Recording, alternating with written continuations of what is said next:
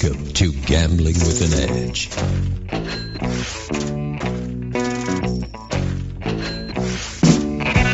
And now, here are Bob and Richard. Good afternoon. Welcome to Gambling with an Edge. I'm Bob Dancer. And I'm Richard Munchkin. Our guest today is poker humorist Max Shapiro, who wrote a column called Read 'em and Laugh for many years in CardPlayer magazine. Before we talk to Max, Richard and I are going to go to our mailbag again and answer some of the questions that we've gotten from you, our listeners. We actually appreciate these questions. Many of them go on our list we'll ask this to Russell Fox next time he's on. He's our tax guy. Or we'll put this on the list to ask Bob Nersessian next time he's on. But the ones we can answer, that's what we're doing today. All right. A player says he recently had his first back-off playing blackjack, and he's wondering if you would have done anything differently if you were in his shoes, and how long you'd wait to return to this casino. He was spreading 1x3 to 2x25, 50 max table. Most other players were betting 3 a hand or 10.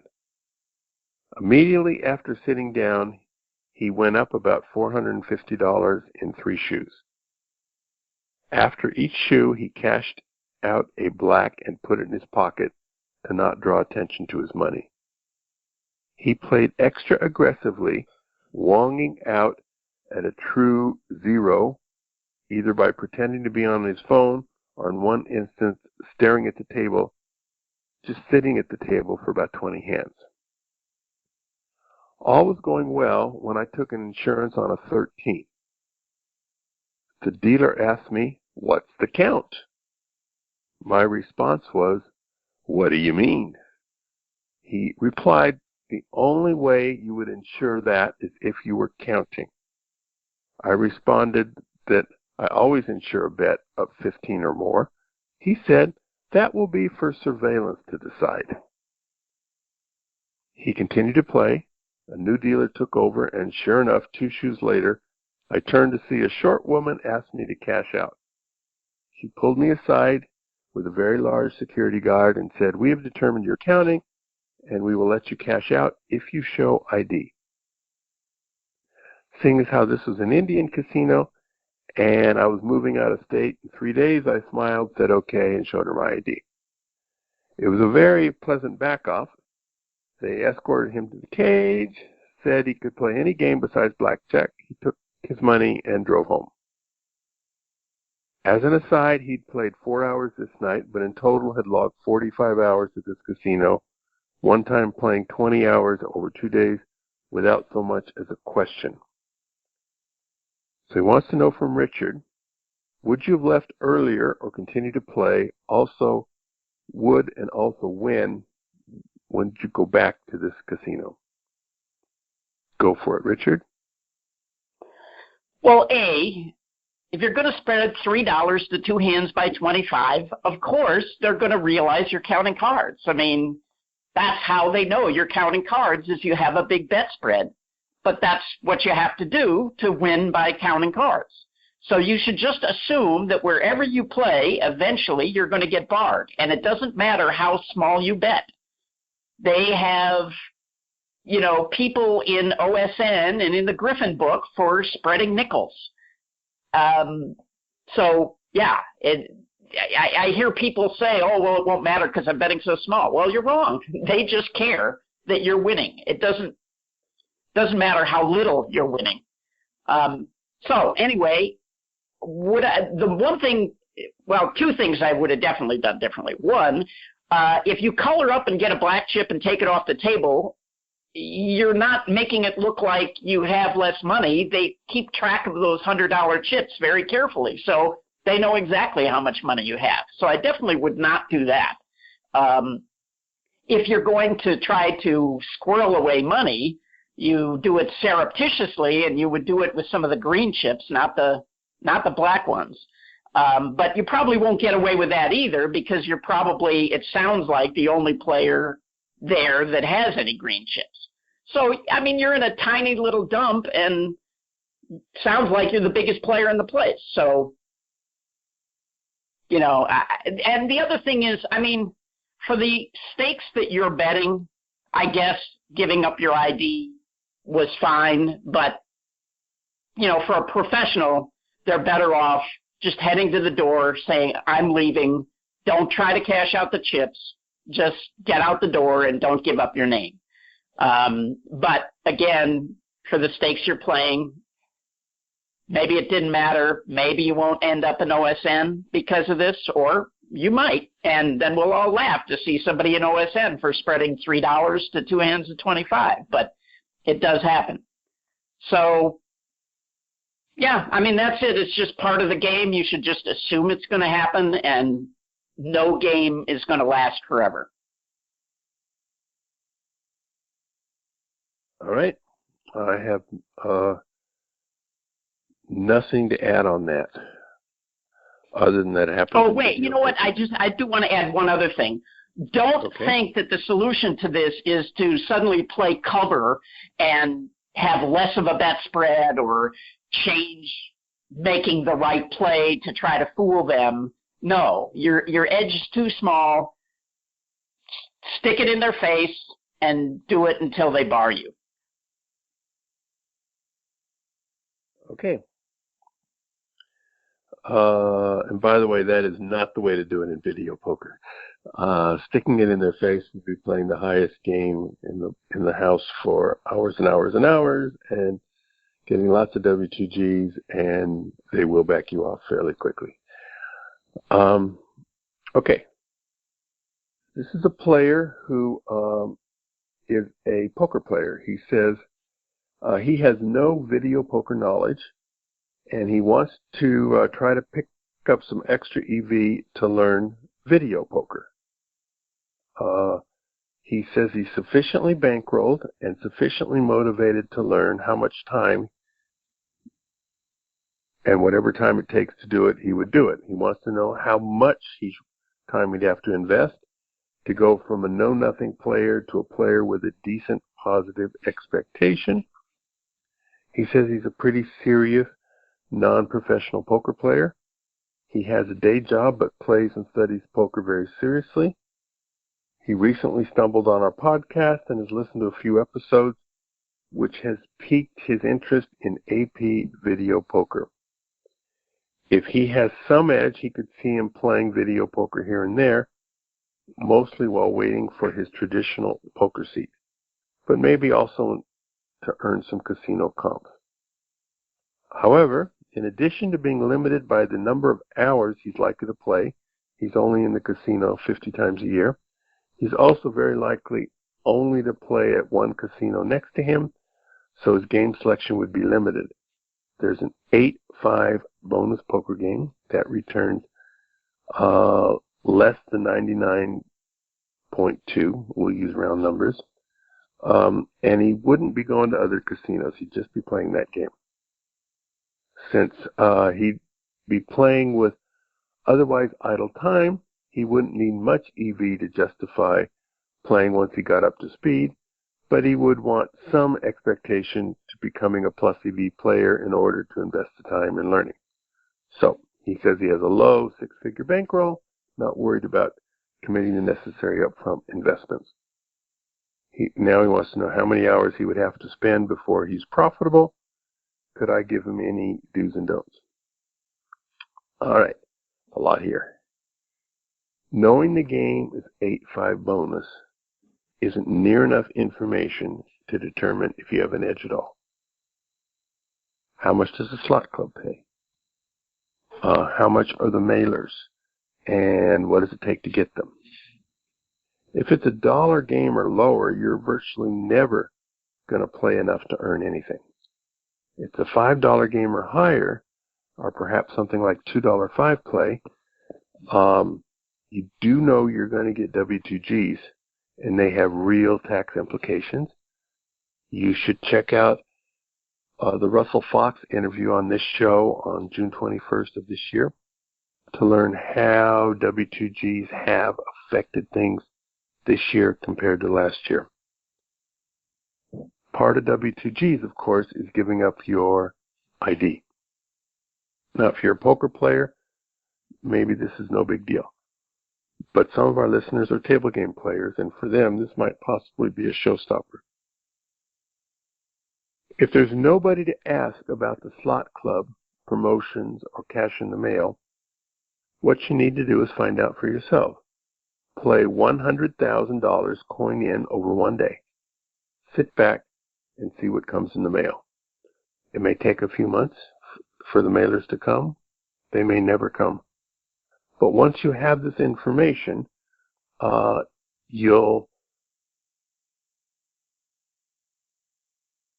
have enough to know whether or not it's a good game. Now, it's going to cost you, round numbers, $850 in expected value. Your actual mileage will vary, but you'll see what you get. Now, to learn the game, especially if you're a raw beginner, you're going to need video poker software, and the Winner's Guide to Jacks Are Better, the Dancer Daily Winner's Guide, includes 8-5 bonus poker. They are not the same game, but they're similar. Those are the only two common games where two pair pays 2 for 1. And so both are available at bobdancer.com. Another thing you're going to find out playing that one-shot deal at $100,000 is, do you like the game? Some people do, some people don't, and about you, I don't have a clue. Richard, anything to add?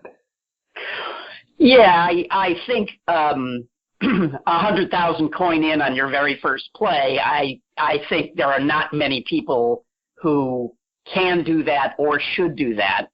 And I don't think you should jump into something where you're playing $25 or $50 a spin the first time you go out to play. And I think a more reasonable thing would be to put in $10,000 or $20,000 coin in, and, you know, see what you get. I doubt that you're actually ever going to be able to get positive on this game. And the other thing that you have to take into consideration is, if you are using a player's card in the poker room, this could really screw you, in that they base what they give you in the mail on your average daily theoretical, and they're making nothing on you in the poker room. And so I think that's going to hurt you in terms of the video poker.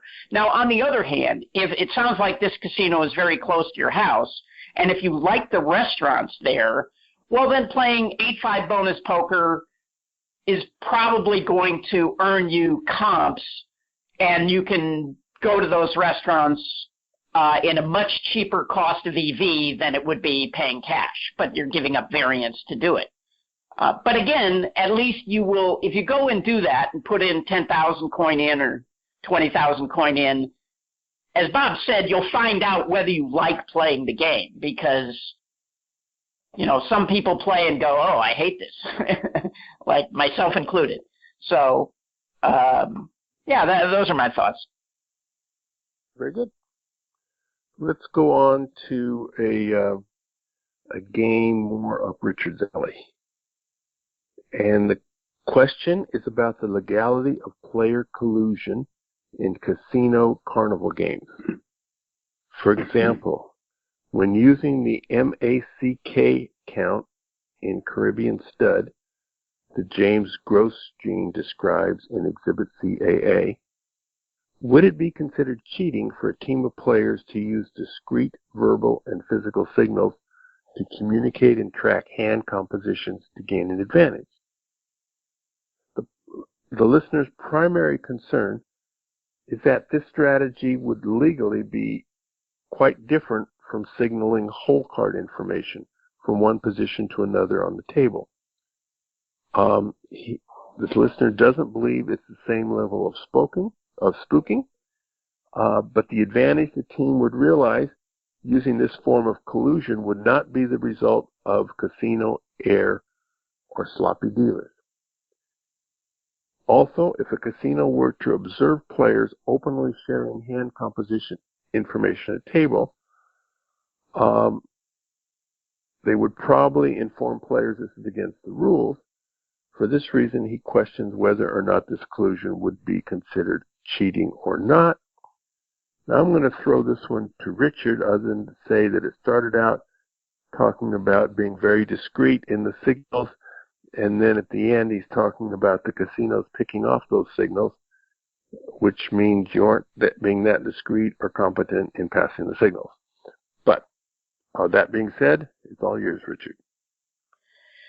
Okay, so I'm not a lawyer and I don't play one on the internet, but do I think it would be illegal? Well, that's not the right question. The question is, would I play this game and be worried about the legality? The answer is I have played games like this. I do not worry about the legality. And I just want to point out, you said you don't think it would be to the level of spooking.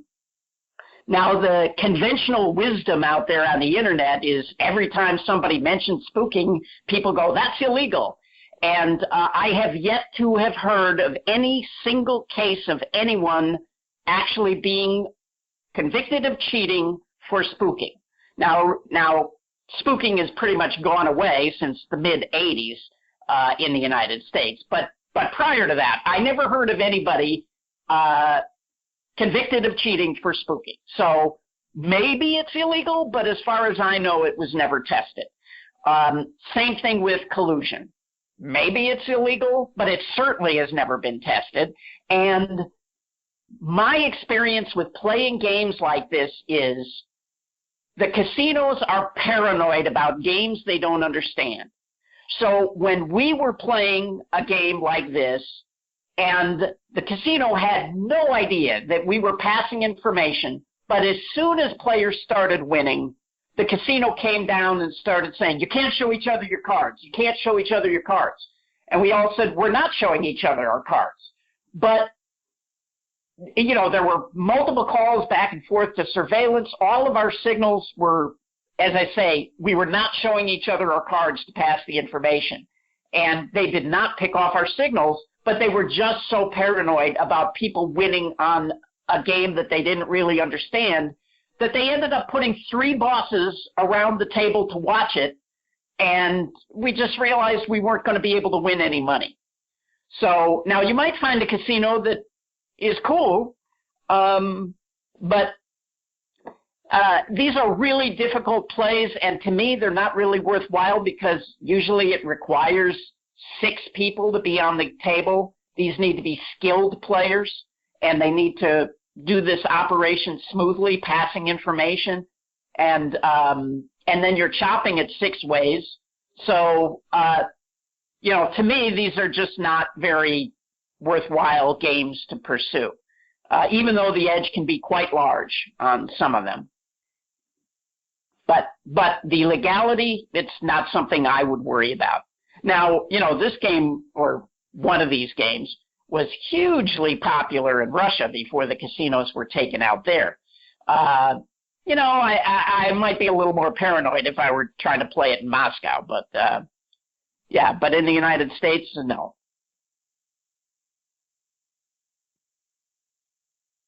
In the news recently, Richard, it was saying that Japan is going to be opening up full-fledged casinos relatively soon. Do you think you and a group of your buddies are going to fly to Tokyo or somewhere like that and hit them when they open? Well, first of all, I read within the last couple of days they don't expect a casino to open until 2025. And I'm officially retired. But I used to do production shows in Japan from Las Vegas dance shows. And they had underground casinos, or they still have underground casinos in Tokyo. And I asked the owner of one of the theaters that I was doing a show for if he would take me take me to them. And he said, white people were not allowed, basically. Actually, any non-Japanese people were not allowed. So I do not think that Caucasians will be able to win much in a Japanese casino. Now, if you're using a Japanese big player, that might be another story. So I don't have any plans right now to go, but I'm sure that many of my friends will go, and, we'll see what happens. Never say never. I do think it'll be a gold mine. I do think it'll be not just for the casino owners, but I think some players will get very wealthy over there. That's 7 years away. You have plenty of time to unretire and retire a number of times between now and then. That's true. Yeah. I'm in the middle of teaching a video poker series of classes at the South Point. And on a regular basis, players come up to me and say, Bob, I only want to learn one game. What is the best game to play in Las Vegas, and where should I play? Generally, they don't like my answer. My answer is I write about games that I don't mind you knowing about. I don't write about the games that I do mind you knowing about. If there are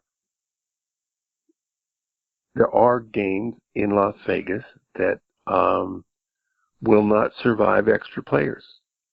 The number of players there now, which is sometimes just me, is low enough that the game can survive. If the word gets out that this is a good game, then the game will not survive. Also, the people who come up and ask me the questions will say, I want to make some money and I'm a quarter player. Well, quarter players play $1.25 a hand on a single line game. Nothing wrong with that, but you're not making any money that way. I truly do not know the best quarter games in Vegas simply because I don't go searching for those. I'm searching for games that will make money for bigger players. And so I couldn't help them, even if I were inclined to give this information away to a stranger. I'm no longer amazed, but Richard and I get these requests all the time of, give me your absolute best information so I don't have to do any work myself to get it. Yeah, so right. People have no qualms about asking us those questions. And I have plenty of qualms about giving it. Now, there have been times that I put out an offer of, all right, for $20,000, I will tell you every game I play and why I play it. And I actually did get one taker on that. Somebody had just hit a $100,000 jackpot on a really bad game, but since they just hit a $20,000 or $100,000 jackpot, they figured now they finally knew what this is proof. The world was telling them they knew what they were doing, and so they were ready to go big now. And I started telling them why I was playing and why, and they're just going, they have no clue as to what it means to be a video poker player. They were just playing a bad game and hit a royal. Wait, did they actually pay you $20,000? They did. And Jesus. Well, you can call me Bob. It's all right. That's an old joke, and I cannot resist saying it whenever it comes around. And so I told them, and some of them were in other cities, and but the information was totally useless to them because the information was only good if you were a strong player. And even though these people had a bankroll now, they were not close to being strong players. All right. How often do you get those questions, Richard? Oh, all the time. So now we're going to talk to Max Shapiro. I've been reading his stuff for decades. I get a kick out of listening to Max's stories, so stick around. I'm sure you're going to enjoy this interview. Max Shapiro, welcome to Gambling with an Edge. Thank you for inviting me. It's kind of like a family time of the thing, because last week we spoke to Barbara Enright, who claims to have been married to you for a long time. Yes, we've been together for a long time, and it's a pleasure to be with her and a pleasure to share airwaves with her as well. All right. So let's get started. How did you get started as a poker player? Well, during World War II, the National Guards were conscripted into the Army, and for a few years afterwards, New York formed a New York State Guard. When I was 14, I lied about my age, said I was 17, got into the New York State Guard, and during the monthly drills at the Armory is where I started playing poker. Then I was in the Army. I played some more. So this was back in the 1940s. This is a while ago. Yeah, I was back in the 40s, 1946, yeah. All right. When did you decide that you wanted to be a poker writer? Well, my background is writing. I have a journalism degree. I've written for several publications, was an editor of one. And then there was some publication in Las Vegas that I heard about, and I asked them if I could write, and they hired me. I wrote for them for a couple of years. At first, I tried writing strategy and realized I didn't know what I was talking about. And then my natural inclination for humor took over, and I started writing humor stuff, and that's what I've been doing pretty much ever since. Well, it doesn't matter if you don't think you know what you're talking about. It only matters if the guy who signs the check thinks you know what you don't. He thinks you don't know what you're talking about. Well, I guess they didn't know I didn't know what I was talking about, so they accepted my columns. But anyway, they say my natural inclination is feature writing. For example, the 2 years I was editor of this weekly newspaper in Los Angeles, they had an annual writing competition among all the newspapers in Southern California. And both years, I won first place of feature writing in the weekly newspaper category. So that proved to me I knew how to write funny stuff. Well, good. Your Read 'em and Laugh column in CardPlayer, how long did that last? That started about 30 years ago when the magazine was launched, and at first I would write. It was started by June Field. I'd write every 3 or 4 issues. Then when Linda Johnson bought it, she asked me to write for every issue, and I panicked. How could I find enough material? But with all the material out there, it was easy. I always had a big backlog of columns. And about 3 or 4 years ago, they cut back on humor and commentary and cut me every 2 weeks, every 4 weeks. Then they lost a lot of advertising when the online poker was wasn't illegal anymore. So the magazine got thinner and thinner. So about 3 years ago, they cut way back, and I haven't written for them since. But it was a long, long time. It was well over 20 years that I was writing for them.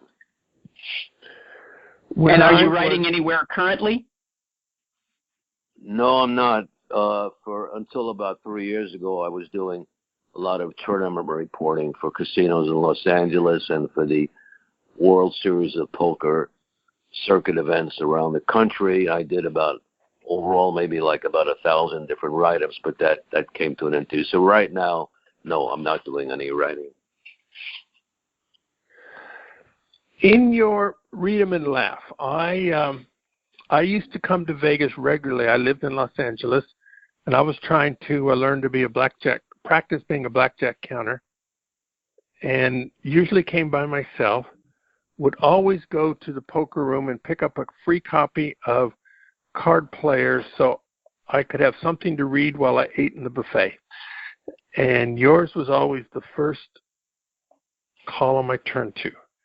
It was full of characters such as Big Denny, Action Al, Dirty Wally, whole bunches of them. Now, are they based on real people, or it sure seems like they were people I knew from the gambling world? Well, first of all, the fact that that was the first thing you read shows you have a very good taste in fine literature. But yeah, almost all of my characters are based on real people. Big Denny, my main character, who owned the crooked Barstow card casino, was based on a guy named Danny London, who I met in a home game at the home of Ralph the Rattler, who was another one of my characters. He was kind of a fierce guy. He weighed, I'm not exaggerating, maybe 500 or 600 pounds, and he eventually passed away at an early age from that weight, where I kept writing about him. And he would fling chips, he would insult players, he would be kind of nasty, but I liked him when we became good friends, and I wrote about him and then how we stole the Barstow card casino. Dirty Wally, another real guy, an old reprobate who would hang around the casinos with a water bottle in his pocket, seeming to know everybody and everything. And when he died at the age of 91, he was playing at the Hustler Casino, and he won a hand with 4 aces. Then he wouldn't let go of the cards. When the tournament director came over, he said he was okay, but the director knew he wasn't. They called an ambulance, and he passed away a few hours later. And at my suggestion, he was buried holding 4 aces in his hand. So most of the people I write about are based on real people.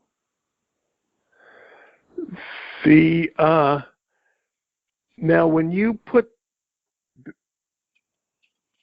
Big Denny's casino in Barstow is it's in California. It's about 160 miles south of Las Vegas. You make it sound like backwater USA. Did you ever get any hate mail from proud residents of Barstow, or conversely, fan mail from those Barstownians who think any press is good press? No, I chose Barstow because it was halfway between L.A. and Vegas, and it has kind of a funny, rustic name. No one ever complained about it, although a number of people have asked me if there was such a thing as a real Barstow card casino. And one of my columns, when Saddam Hussein was captured in that spider hole, I wrote a story about how the CIA hired Big Denny to go down into the spider hole and torture and interrogate Saddam by making him play Omaha High-Low. Somebody asked me if the story was real, which gives you an idea of the IQ of my readers. Well, thanks a lot. I read a lot of them. Yeah, I have to confess, I used to read your column a lot as well. Some of them are intelligent. Actually, it was the only thing worth reading. Now, you sometimes put fellow columnists in your articles who also work for CardPlayer. Sometimes you wrote about Barbara. Sometimes you wrote about yourself. What did you have to do to be a real person and get mentioned in your column by name? Well, anybody who wrote something unusual or acted unusual, it didn't take much. For example, there was another writer and also movie producer named Raymond Iceberg Citra. And my best line ever was when I said, why is his nickname Iceberg? He's Sicilian. Shouldn't it be Ice Pick? And he said he got more comments from that than anything he ever wrote about himself. But it's just so much. There's so much color and so much stuff out there in the poker world. It doesn't take much for me to, seize on some issue and write about it. So I've had tons of material along the way. But a lot of material coming from my home poker games. For example, I used to play at the home game of Alan Reed, who was the voice of Fred Flintstone. And whenever he'd lose enough money, which is every time he'd throw us out, I played in a home game with a couple of murderers, Neil and Stuart Woodman. They had a plastics factory in the San Fernando Valley, and I played there a few times. It was kind of nasty. They'd always be complaining about how their father, who they got the business from, was interfering in their business. If he didn't leave them alone. They wouldn't let him see their grandchildren, etc.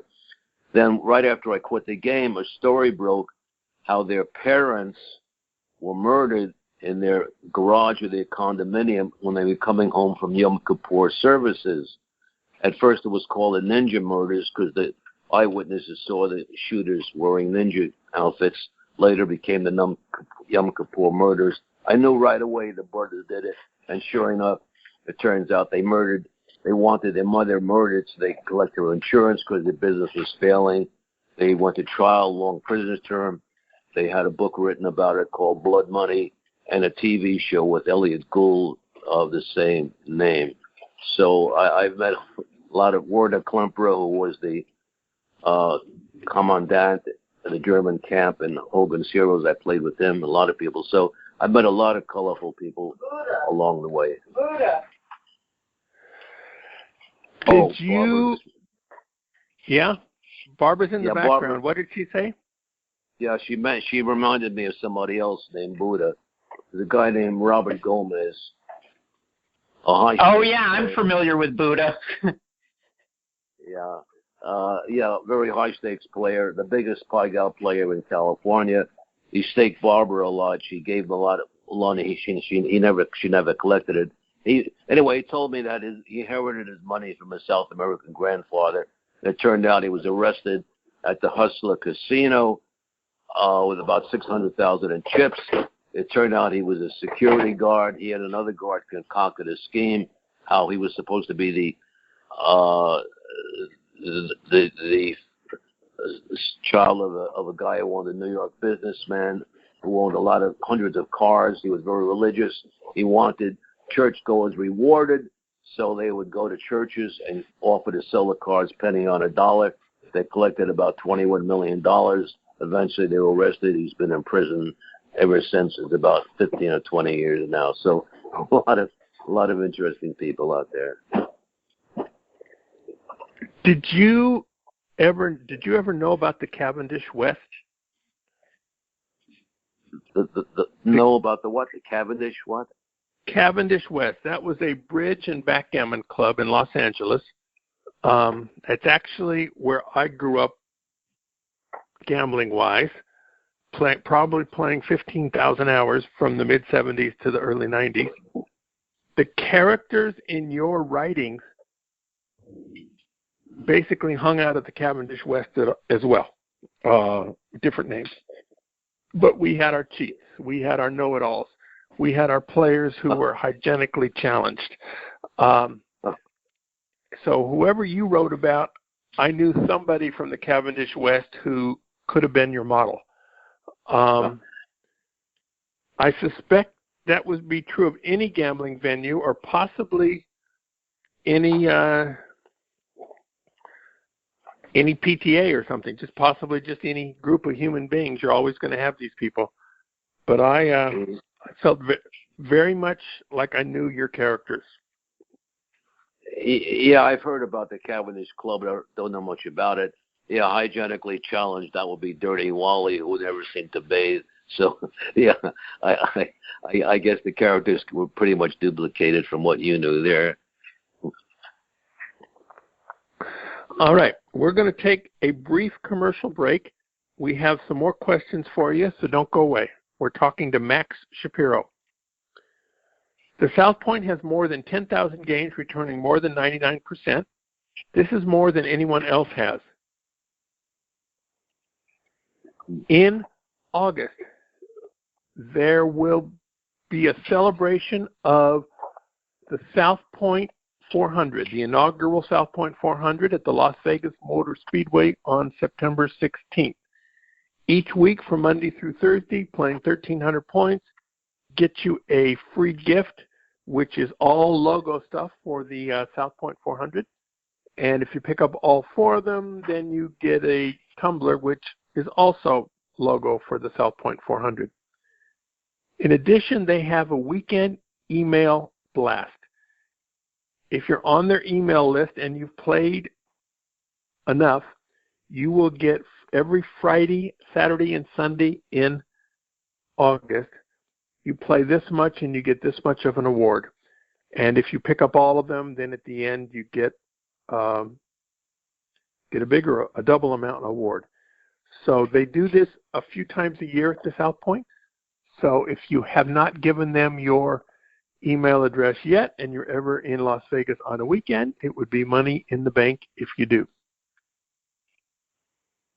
The 6th class in the free video poker series will be Tuesday, August 7th at noon in the Silverado Lounge. The class will be 8-5 bonus poker quick quads. This is a 99.55% game where you pay 6 coins per line, and the extra pay schedule category is 3 of a kind, plus the other 2 cards in the hand add up to the rank of the trips, such as 4-4-4 3 ace gets paid as a quick quad for 4 fours, and 8-8-8-4-4 gets paid for 4 eights. There will be 1 class only on this day, and the class will be taught at the intermediate level. At videopoker.com, it's the best place to play lots of games.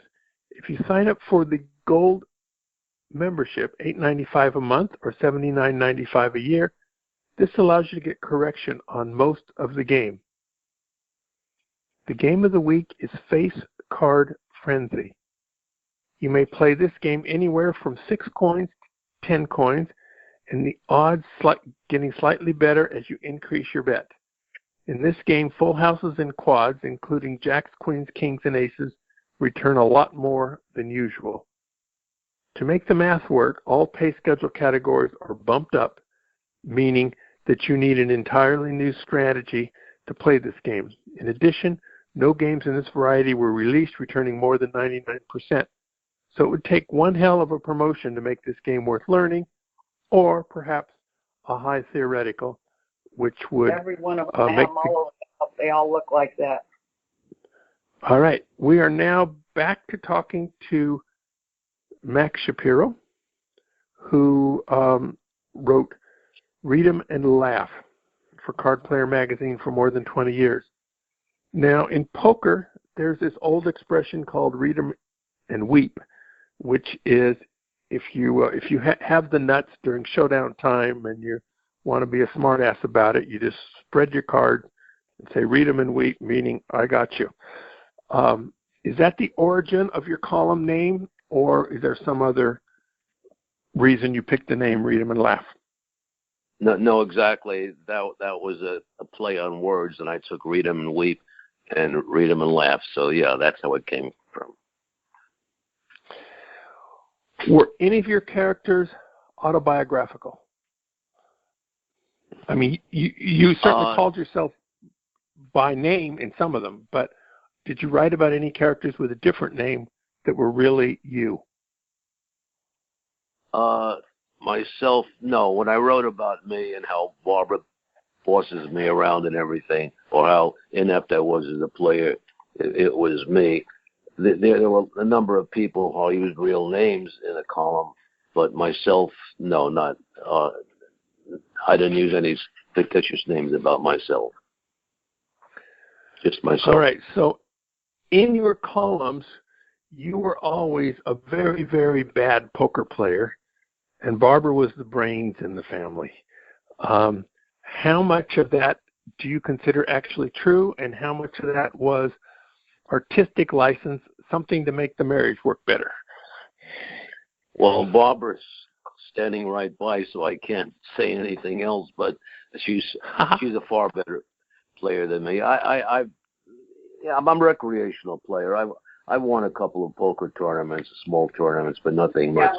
So Barbara describes me as dead money, which might be a slight exaggeration, but I'm certainly not anywhere in her caliber. She is the best and always has been, and I'm just a recreational player.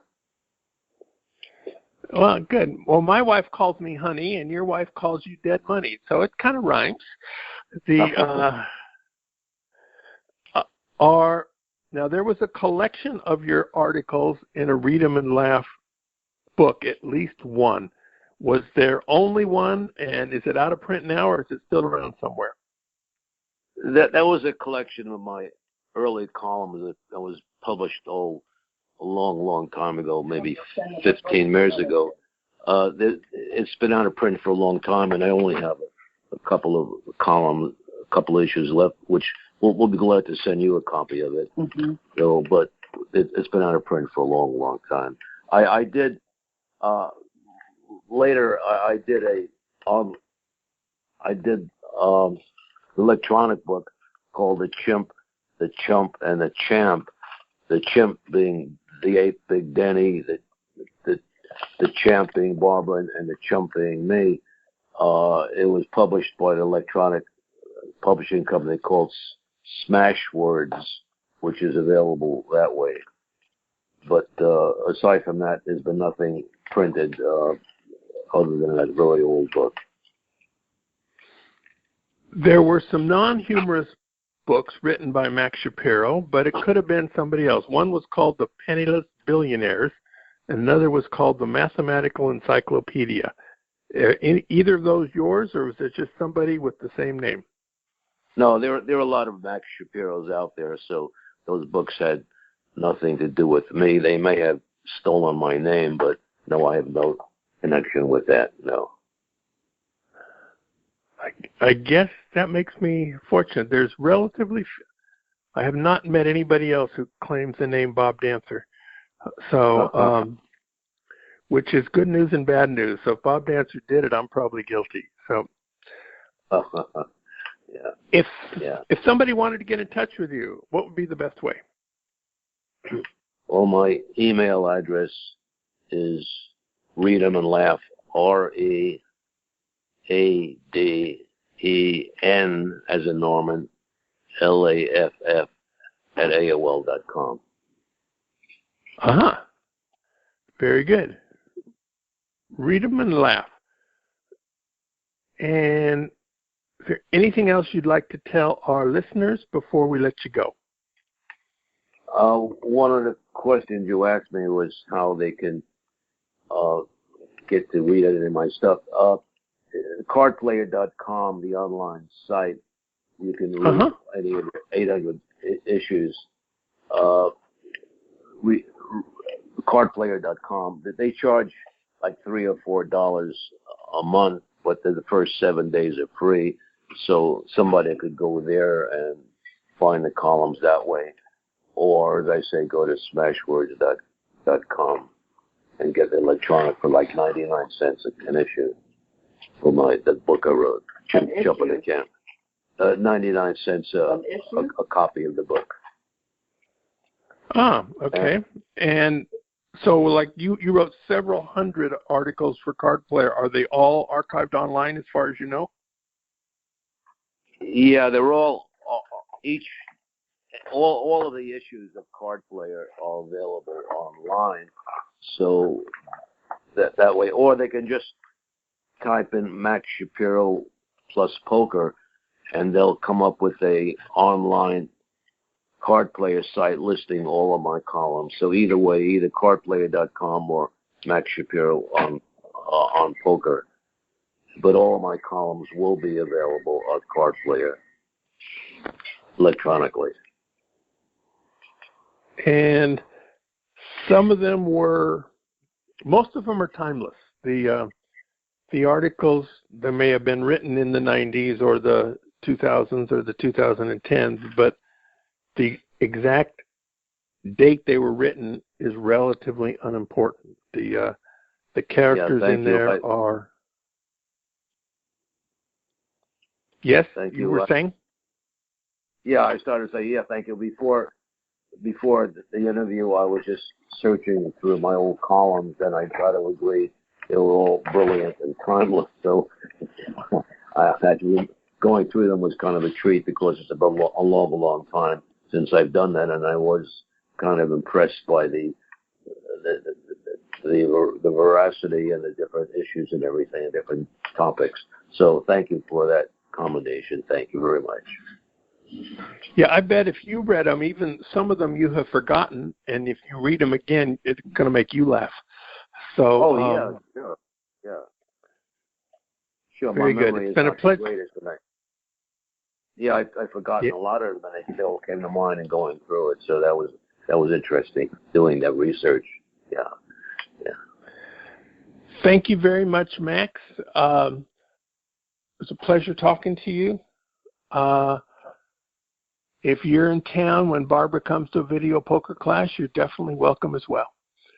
So okay, thank you very much. We'll do that. And Barbara gives me a note saying I'll exchange one of my books for one of your books. Okay. We can work something out. Do you think she's old enough to read Sex Lies and Video Poker? Barely old enough. Okay. All right. So thank you very much, Okay. Max. Thank you, Richard. It was a great pleasure. Thank you very much. Okay. Go out and hit royal flushes, everybody. Good day. Okay. Bye-bye.